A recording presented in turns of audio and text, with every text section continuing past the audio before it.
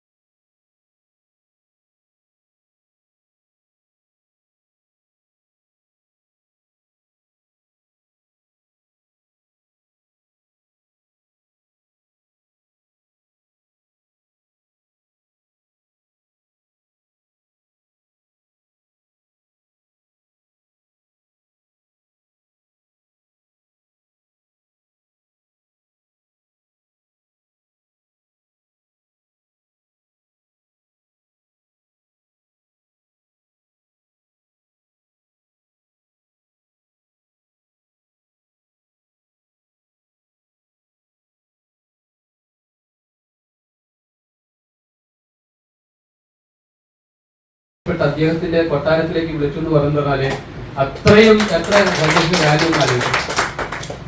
നമ്മൾക്ക് വിളിച്ചാൽ ഓടി വരേണ്ട വ്യക്തിയല്ല സജീഷ്. അത്രയും ഉയരങ്ങളിലേക്കാണ് എത്തിയിട്ടുള്ളത്. തീർച്ചയായിട്ടും ഖത്തറിലും എന്ന് മാത്രമല്ല ലോകത്തിന്റെ എല്ലാ പ്രധാനപ്പെട്ട രാജ്യങ്ങളിലൊക്കെ സജീഷിന്റെ വ്യാപാര സ്ഥാപനത്തിന്റെ ശാഖകൾ ഉണ്ടാകട്ടെ എന്ന് കൂടിയിട്ട് ഈ അവസരത്തിൽ ആശംസിക്കുന്നു. യൂത്ത് ഐക്കൺ അവാർഡ് ജേതാവായിട്ട് ഞങ്ങൾക്ക് എല്ലാം അഭിമാനമുണ്ട്. 1000 അഭിനന്ദനങ്ങൾ കൂടിയിട്ട് ഈ വേദിയിൽ അറിയിക്കുകയാണ്.